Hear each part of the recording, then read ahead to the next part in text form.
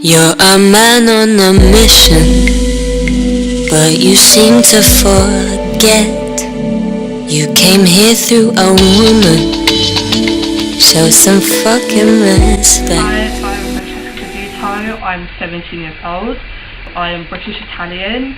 My occupation is a student, and my religion is Church of England. My name is Riya Jahan. I'm 17 years old and I'm Bengali. Hello, my name is Dominic Mendy. I'm black, as you can see. I'm from Gambia, Camp-Sierra born in Gambia and came to England when I was 9. My name is Gabriella.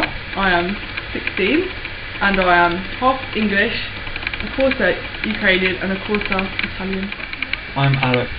I'm a white male. I'm 17 years old. I'm from Rightful, England.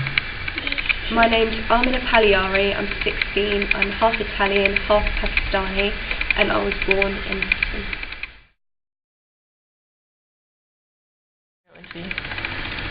I think there is kind of a clear divide. Maybe it's not as clear, but I think there is definitely a divide. Definitely, 100%.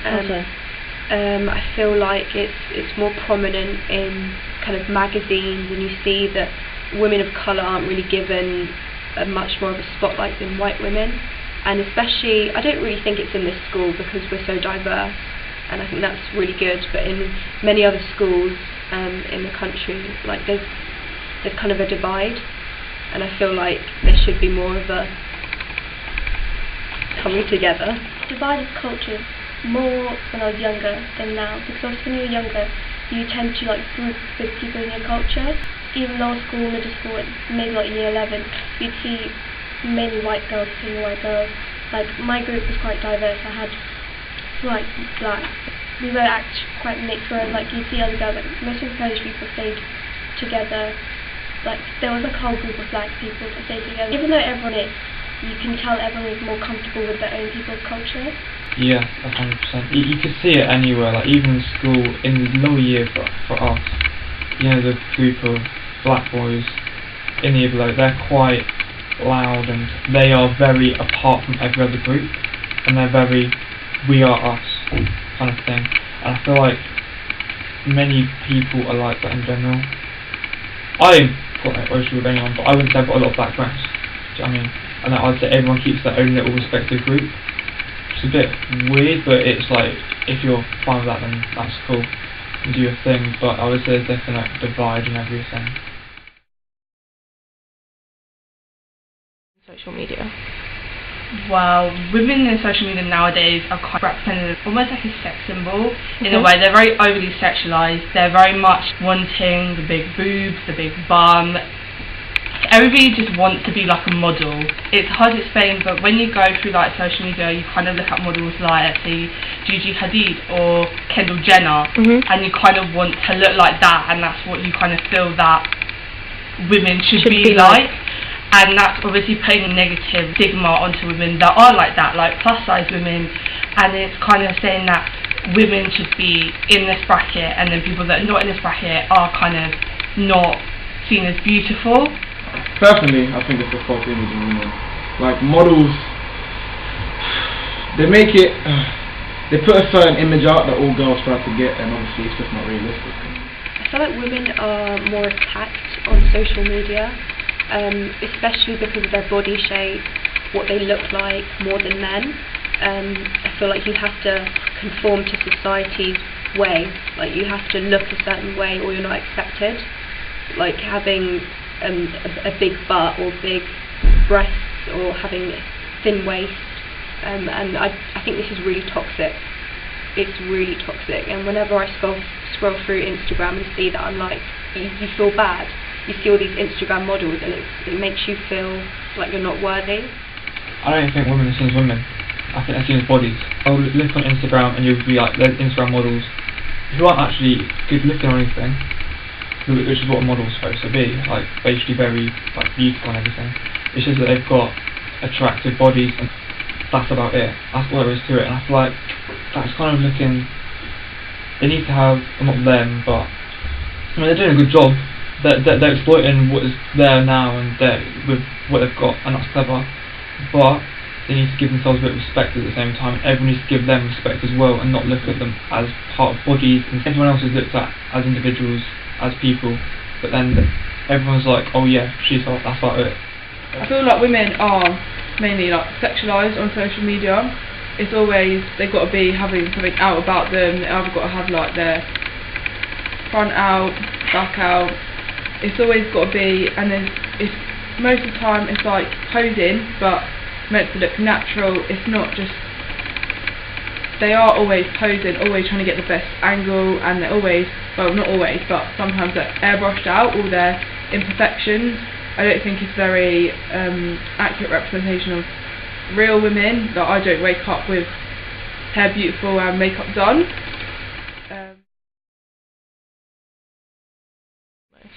Instagram for definite, and also quite a lot on like YouTube as well. One of the apps that loads of people use is called Facetune, and that's like an app where you can change like your face, skin complexion, like you can make yourself look smoother. If you like, if there's an angle that you don't like, you can like tuck in your waist, bring out your butt, and it's almost creating an unrealistic body standard for every girl and even men as well. Like all of that type of stuff. So for me personally, women of colour are very underrepresented. When you talk about them, it's either they're put in the same bracket as black people, like black men, or they're put in the gender bracket of women. And also like movies nowadays, they're slowly starting to bring in women of colour, especially Girls Trip. So Girls Trip and Crazy Rich Asians are like one of the first like major things of just like an all certain like ethnicity or cultural class. I feel like the media is slowly changing, and it's slowly trying to bring in more and more of that different culture, which I really like. However, they're still very underrepresented, and I just feel like that needs to change. Well, I think that's a tricky question, Diya, because personally I don't really see many on social media, so they're not really represented at all, I don't think. Only on a rare occasion will you come across a film where the lead actor, well, or actress, is of an ethnic minority group. They're mostly white, and I feel like it's more, if it was a male, it was more likely to be of an ethnic minority. But I feel like when you say women of colour, you're kind of like picking them out, whereas I think it should just be women in general. Women who aren't of colour, they have a lot more opportunities like given to them, and it's quite prevalent in like music and film. Like the lead roles, they probably won't think of the women of colour and the women of non-colour on the same level. So automatically the woman of colour isn't going to get the same sort of opportunities than the white one. So a little bit of a sidetrack would be the topic of affirmative action, and that's when universities and different institutions, they have to take in like a set amount of people of an ethnic minority. They can't all be from the ethnic majority. So for example, top universities like Oxford and Cambridge, they're the top in England, and they're probably one of the top in the whole world. They have to take in a set amount of people from an ethnic minority each year. And for example, there was a state school in London who got like 40 offers from Oxbridge, and most of them were from an ethnic minority. Like somewhere like Cambridge, renowned for it being posh, probably an all-white school, they have to make sure that all different branches of it are represented, and that's why they have to give a place to someone of an ethnic minority and like women of colour. Whereas personally, I think it should be the best people for the job. It's more brought to awareness right now, especially like obviously diversity in magazines, on screen, like women of colour being less represented, mainly on TV, like celebrities, they're very underrepresented. Now obviously there's like a whole movement about it, but before, especially for me, like as an Asian person, in Hollywood you would never see Asian people, you never do. If they are in the background or ridiculed, you know, like that smart Asian girl, they're all stereotyped, and I felt like they were just put in just to cater to everyone, but it wasn't really main focus, and they weren't showed they're all exotic person. they weren't never like just a normal girl that a person could relate to.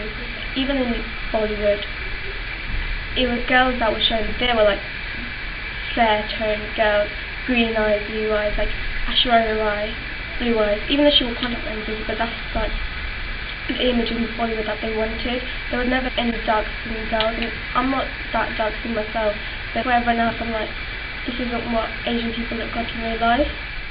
You won't see as many black or women of colour in that area. Like, just in modelling, I can name you like one, Mary Campbell, that's all I know. But then you look at Victoria's Secret, and it is predominantly white. They had a recent runway, and it was like maybe 2 or 3 black women in it, and there was quite a lot of models. And it just goes to show that it could be suggesting that white people are more beautiful, which isn't true for everyone, isn't true for anything at all, because everything is individualism. I might think that person there is like really good looking, but you might think, oh no, they're ugly, kind of thing. It's just it's perspective and how you see it. I feel like brands need to cater, not even brands, everywhere needs to cater towards that a bit more, because there should be an equal split. As much as there are white people, there should be the same of women of colour, of each ethnicity, of race, in that segment. And you look at the runways, you look at the people that are going, there's not that many people of colour, but then there's very little like Asians or something going to them. And that is a weak point, because then you've got a predominantly white audience looking at the white models and everything, and it's just very one-dimensional. I think I could inspire them. I mean, it's bad in the first place that it's like that, but I thought that's an inspiration to break into it. So you could look at it like, there's 2 ways of looking at it. Say I'm a black woman, and I'd be like, oh no, I want to model for them, but they've only like used 2 black models in that whole runway of like 50 people. You'd be like, oh, so there's no chance of getting in. Or you could be looking at it like, so there's very little, I'm going to break into it and show everyone that you can do it. And I feel like that is the mindset that everyone needs to have, but it's the fact that in the media it's portrayed as predominantly white people, which isn't necessarily the greatest thing.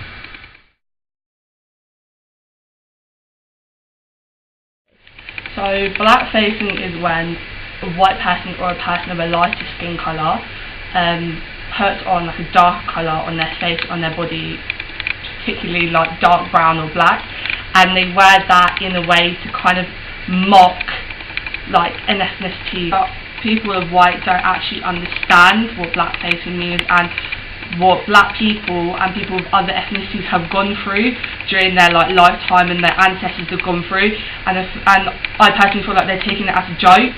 Oh yeah, there's so much going on about blackface right now. Women are like touching up their images to make themselves look darker, which is really wrong, and I really don't agree with it. I feel like we should just appreciate the colour that we are. And cultural appropriation and cultural appreciation are 2 completely different things. Cultural appreciation is when you basically like, you look at the source of where that culture has come from and you appreciate like the way it's come from, the way it has been like created and shaped, and you basically like, so let's say like the Indian culture for example, like many, like when you have a wedding you normally wear a sari, and like that's something that has been like appreciated over time. It's been created from that culture. Like you look at where it started and you appreciate for what it is. Cultural appropriation, however, is taking the culture and kind of taking the mick out of it. Yeah, turning it to your own.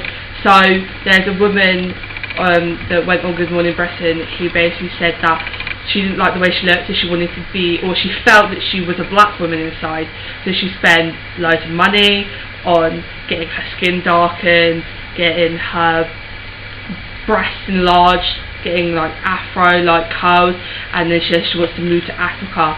And it's like, so to take culture and said you want to be a different one and not understanding like the repercussions of it is something that shouldn't be allowed, because it's not your culture. Yeah, there is a big difference. I feel like dressing up as like a Saudi woman for Halloween is cultural appropriation and really gets me like angry, because that is someone's culture and you're saying it's fancy dress, and that really angers me. But I think we should also have an appreciation for culture, like white women or non-Asian women wearing saris and stuff like that. I really love that, and I feel like the more that we know about another culture, the more we learn, and the more we learn to accept them.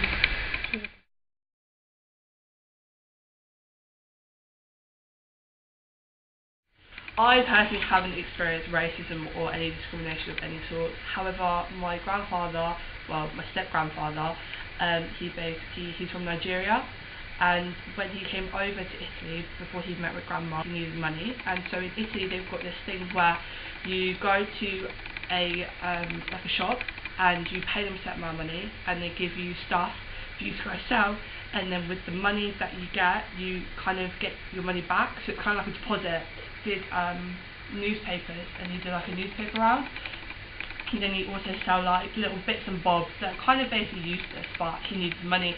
And so he told me that when he was younger, when he was like 20 something and he moved to Italy, when he got all this stuff, he would have to go around towns and knock on people's doors, and it was like just like during like the 1960s and 70s, so obviously it was still very much fascist country. It's still very much got old ties to racism, so he was very much really racially abused, and that caused him to like kind of struggle to find work, to sell the stuff, because he would walk down the street and he would get hurled names and he wouldn't be able to make money.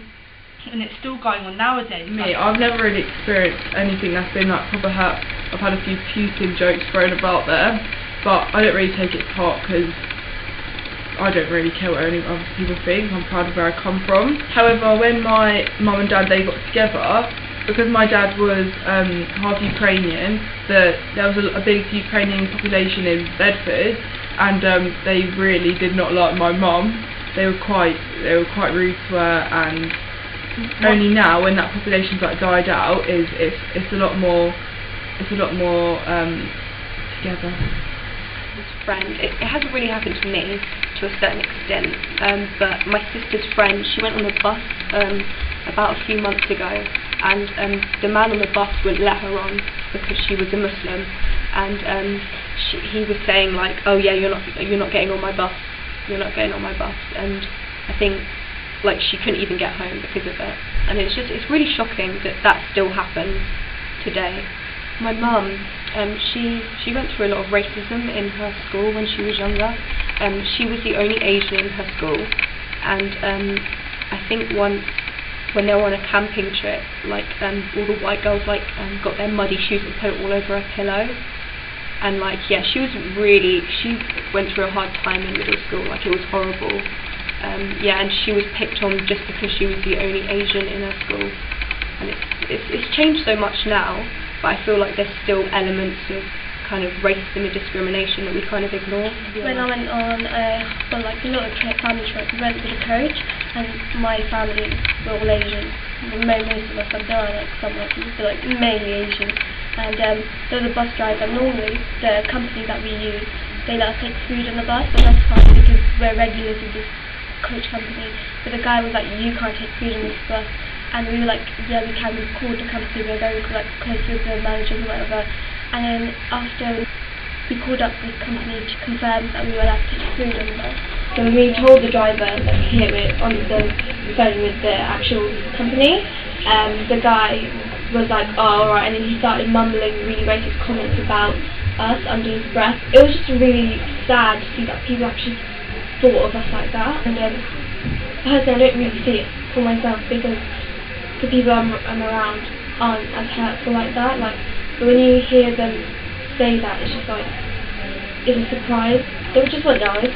Like my cousin and my uncle, they'd heard, and then they started arguing like, what did you say? How dare you know? And then they called the company again and said that this driver's obviously being racist and being rude, and he's still being hostile against us.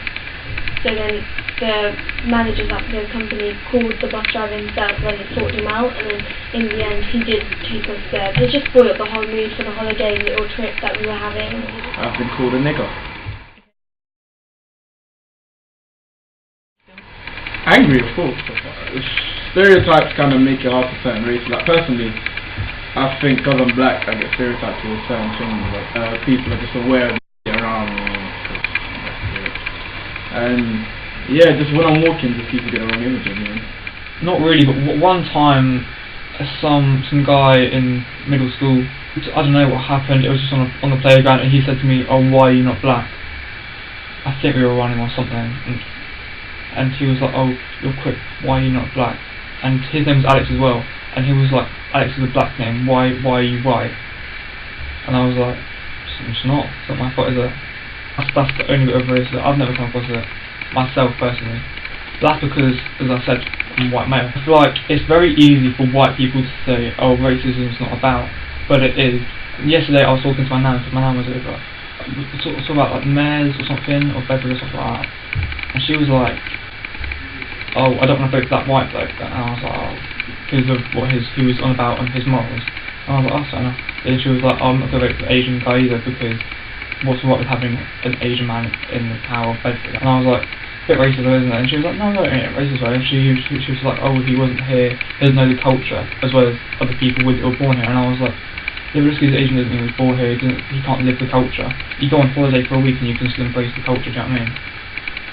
So yeah, there's definitely racism. I think much more prominent in the older generation, because that's how they're brought up. Melanin is not your